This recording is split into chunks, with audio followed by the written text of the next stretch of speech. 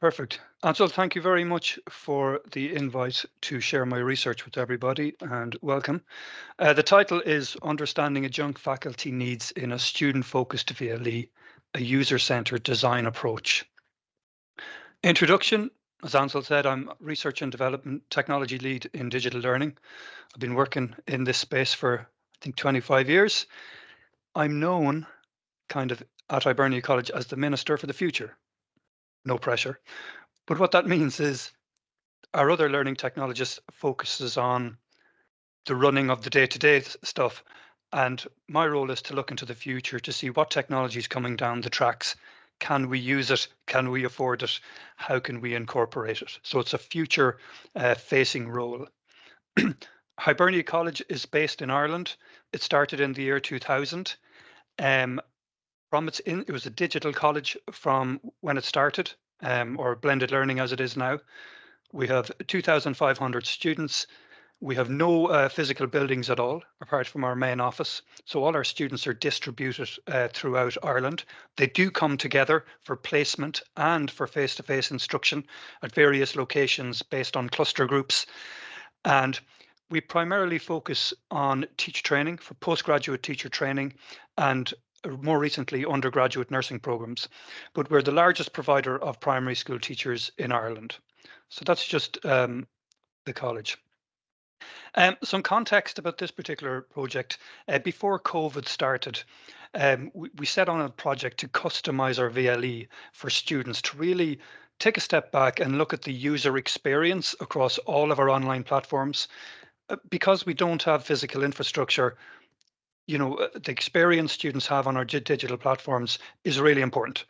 And it's only now after completing that process that we're beginning to focus on other user groups. And in the user groups that I'm focusing on today are adjunct faculty. In our case, school placement tutors, research supervisors, and academic tutors. Why do you really have to think about kind of UX with educational systems? Well, like a lot of systems in higher ed, use open source systems, Moodle, Mahara, things like that. And these systems are really built to cater for a large audience of people. And a lot of criticism about open source platforms is that the design is quite generic. It doesn't look that well as a result. And it doesn't look that well when you compare it to some of the apps that you use or some of the websites that you visit on social media or order an airline tickets or whatever. You're talking about platforms that have millions or billions of dollars put into making a brilliant user experience. Because then when students jump onto your online systems in your college, if you don't have the same money to put into it, so they can kind of compare them, and kind of that can reflect poorly on your institution if that user experience is poor. But of course, that's inaccurate because everybody has really high academic standards, and it's really just your technology that's letting you down. So we were aware of that, and we wanted to see, well, what can we do here to improve UX? We're a small college. We don't have loads of developers. We don't have a big budget. So we centered the approach to try and look at adjunct faculty from a user-centered design perspective. We employed a design thinking methodology to kind of ideate designs to fix any problems or ideas that came out of the user-centered analysis. And then out of that came an activity-focused design that was just evolved essentially out of the research we did. But I want to kind of make you aware of it. It may have relevance into something you're planning to do. So for maybe people that aren't familiar with human-centered design, just a definition is human-centered design is an approach to interactive systems that aims to make systems usable and useful by focusing on the users, their needs and requirements, and by applying human factors in ergonomics and usability needs and techniques. And you can see that like human-centered design is making designs for all humans. We've called it, we're working in user-centered design, so we're really working within a subset of all humans, a very small subset. But obviously, user-centered design has a very specific set of needs and requirements. But essentially, they achieve the same goal.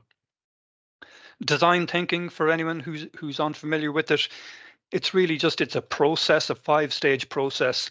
You can see the 5 steps there. Empathize, really just, you need to go and talk to the end users. This is really just to prevent design teams from thinking, I know what these guys need. I'm going to design this website because I know what they need. You might be right 10% of the time, but you're going to be right 90% of the time if you go out and ask the users directly, listen, what do you need? What do you want? What do you expect when you see here? And once you talk to the users, you can define their goals, you can define who they are, what they might need, when they might need it. Then from that information, you're going to come up with ideas, prototype them, and then it's a cyclic process of going back to see, did we get this right? And a continuous kind of flow of testing. So it's not just a single one-stage kind of run through it all. So I mentioned activity-focused design, and just to talk a little bit about that, like activity-focused design, when we look at it from a user-centered design perspective, it centers on the actions that people need or want in order to reach a goal. So it's quite focused. If you talk to some people randomly about all their problems, you get a lot of data, but maybe you have to focus that a little bit to go like, well, what actually are you trying to do here? And how much time do you have to do it? And what's important? And, there's 4 steps here, like determine the goal of the person, determine the tasks that a person would have to perform to reach those goals, document the goals and tasks themselves, and analyze the goals for ways to improve outcomes. So that's the end of that, kind of just to show you that. So in this study, if we take school placement tutors, for example, I got 5 members of each group of adjunct faculty recommended to me by faculty who kind of manage them and work with them. And I did a 30-minute Zoom interview with them all. I made sure that the 5 members from each specific group had a wide experience range. So I really wanted people who were newbies in the job for a month, and then people that had worked there for 10 years, just to really understand the breadth of expertise right down to novice. Anytime one of the members started talking about a computer screen, I got them to share the screen in Zoom to say, show me. And I really encouraged a very open conversation and dialogue during that kind of analysis time. I wasn't taking notes or anything. I wanted to record it and then go through every piece of nugget of information because I found everything in those recordings to be incredibly invaluable. So just encourage a good conversation for a half an hour and get the adjunct faculty demonstrate exactly what they're experiencing by sharing their screen. And with that, you end up with, lots of notes and data which you can distill down into maybe common issues or common ideas. And by and large, they all matched up. You really feel as if you're going to be able to fix 80% of the major problems. And the other 20% are much more difficult. They're organizational problems. They're much more longer to fix. But there's a lot of low-hanging fruit that you can really improve stuff for people. And you label and number everything and try and find matches. Just to talk about some of the reported issues, I guess you see these in your own colleges as well. I have a picture here of a guy going in the back door of a restaurant with a delivery.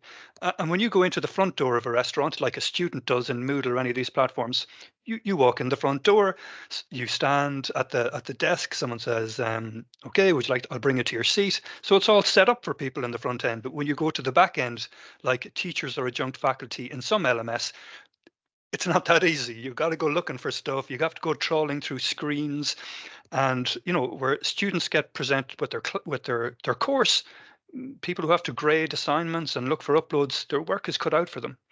And in the analysis that I did, one particular group of adjunct faculty were presented with 85 options on a screen when they logged in, which does cognitive overload might have occurred after looking at 4 or 5 options. I don't know. And a lot of the paths they had to take to find grades were 6 or 7 steps long. Lots of inconsistent breadcrumbs, inconsistent resources and language used. So really challenging. And adjunct faculty with our college are contractors. We pay them to work for 50 hours to work in a specialist area. But by and large, they were spending 80 hours, 50 hours teaching and 30 hours looking for stuff, which not good for them, not good for us, and why would they want to stay with us? And that's the reality. So just to reiterate that, in Moodle, it's built for students. Here's the 5 courses you need to do this week. The percentage completion where you are. Everything's laid out nicely. But when you move back into the back end of stuff, it is wall-to-wall links for tutors. And although this is quite logical, it's not efficient because this page goes down for a very, very long way. So effects of poor UI, I mean, these are serious. They're serious for the success of the teams that try to achieve this. Low task processing, increased errors from users, slower onboarding, higher training costs, excessive help desk queries, low morale, and high turnover. Okay. So nobody wants all like this. This is the thing you try to avoid when you try and build systems to support your online interfaces and your blended learning and online students. And all these things are serious. If you have a group of people that have low morale, they're not going to be productive. They're not going to want to help you, and they're going to leave. So the prototypes that we built after listening to all that, we built it in a tool called Figma, which is it's a drag and drop. You don't need any code. You just draw the interface as you see fit to best fit the requirements that you've got. And then you can share these designs with adjunct faculty to go like, have we improved your experience here? So you don't need any code. So really anybody with kind of rough web design skills can do it. Or a visual layout skills rather than web skills. So that's quite easy to do. I guess the problem is anybody can do that. But how do you transfer it to the web easily? Because that was always the problem. I mean, 15 years ago, kind of when I looked at this stuff, I said, well, I could design all these screens in something like Figma or draw them out. But we can't actually build them because we'd have to go to an external design house to build it. And in the customization of Moodle that we did, it cost over 100 grand, and it's very hard to get stuff through finance like that. You have to wait every decade to do something that big. So given we needed an easier system, Moodle is really good for what it does, but if you want to customize it to make it better, it's difficult to do. So we had to employ a kind of middleware platform. So we put WordPress in front of it. I mean, we had used Drupal in the past.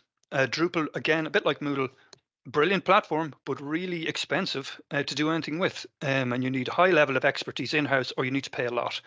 And by the time you kind of get your Figma drawings done, get it through finance, it can take months, So we tried WordPress. WordPress, I guess, has been around for, I don't know, 20 years. But it's still on top. It still holds the dominant percentage of use of CMS on the web. And its recent innovations with the Gutenberg UI editor have made it incredibly simple to build the most complex layouts.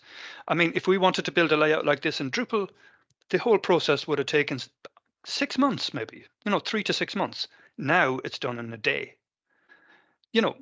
Let's say a day to 3 days if you're going including design and other people involved. But to build it, you can have it done in a day. So there's no comparison. And when you mix that then with single sign-on in the college, it means that you can show elements of WordPress to various students or adjunct faculty. So you can switch bits on and off the same way you can in Moodle and other platforms. There's nothing new there, but you can give everybody a personalized experience. So just within adjunct faculty, from that activity design point of view, for this group of people, for school placement tutors, there's 4 jobs that they need to do. They need to view their placement students when they log in. They need to review their uploads when they're on placement. They need to provide feedback to students when they're on placement, and they need to grade their visits. So these were the 4 things that were easily identified across the 5 interviewees. And again, we just built this simple panel in WordPress. But the beauty about this is that all of these are just links to other parts of the VLE. This link will go to InPlace, the placement management system. The research student uploads area are just links to grading areas in Moodle. So by just creating direct links to the places deeper in the LMS, the amount of time that we're saving, and I'll say hassle for adjunct faculty, is huge. They know that they come in here, they jump in, they click the link, they just get right into where they want. They don't have to navigate really complex screens, and they don't have to be an expert to use this system. Another example for research supervisors, we used a very simple plugin in WordPress called Formidable Forms. In the past, if a research supervisor might have 10 students allocated to them, they would have to jump to literally 10 or 20 different places in Moodle, which actually took an awful long time. You might be going through 6 or 7 screens to find each student. So like it would actually take a long time, and it would be, you'd get a lot of fatigue from doing it. Plus you get lost along the way, and it would delay you. So in this case here, when a research supervisor logs into WordPress, they see a list of the students assigned to them. And when they click that yellow view button, we can easily show them the dates that are relevant to their submission uploads for their research. But more importantly, those little links there drop them right into the submission area in Moodle or whatever system contains the uploads. So they don't have to understand how to use Moodle or InPlace or any of these things. We just serve them the links that they require to do the task that they need to do. So at the end of every page we build for this group, we put a big help us to help you. And during training, I tell these guys, I'm moving on after this project. I don't have to use these pages. You do. So it's really important that you use this form to tell us what's missing from the pages, what's not working, or how we can improve it. And so far, we've had a lot of feedback at the beginning. It's died off a little bit. So that's a new challenge to keep it going. The responses were really positive, with an average of 5-star ratings for 32 out of the faculty at the beginning. And, it's wonderful to see this positive feedback. And I haven't just handpicked the best feedback here. I can tell you there was no negative feedback out of the 32 responses after launch. And when you design a system like this, isn't this what you want to see? But there's no magic here. The magic is that I didn't assume what these guys wanted. I asked them. And I translated that into the design. And a lot of times that doesn't happen because people don't have the ability to move that into their own custom UI in WordPress. But it can be done. We don't have developers on our team, and we've built most of this ourselves. We have had to do a little bit of custom development stuff, very light stuff, but inevitably you will to get the full customized experience. When I look at the engagement in the last year, these particular pages that I showed you are ranked in the top 3 for this entire site. Even though there's 2,500 students and 500 adjunct faculty, these pages are being used. These are really productive for this group of people to fulfill their tasks as contractors. Look, the user-centered design approach makes systems easier to use, because I said they're focused on the end users and not what the systems team think they want. The benefits are increased and faster user adoption, fewer errors, accelerated ROI, a more engaged and satisfied workshop, and lower costs. I mean, the lower costs, really come into play about WordPress is cheaper to run. And you're also giving something back to faculty, adjunct faculty. You're giving them systems that are easier to use. You're making them more productive. You're making their lives easier. So they're getting more value for the money that they're being paid, because they're not spending time looking for stuff. Okay, and you're not paying external developers money to develop these things, and all that goes with that. Okay, that concludes my my presentation. I definitely had a question for everybody else here, and this is my experience of Moodle. I find it quite difficult we found it difficult to manage for staff and for adjunct faculty. Other people will be using different LMSs here, perhaps. I'm just wondering, is it the same? Are the staff and adjunct faculty areas of your LMS kind of as challenging to use?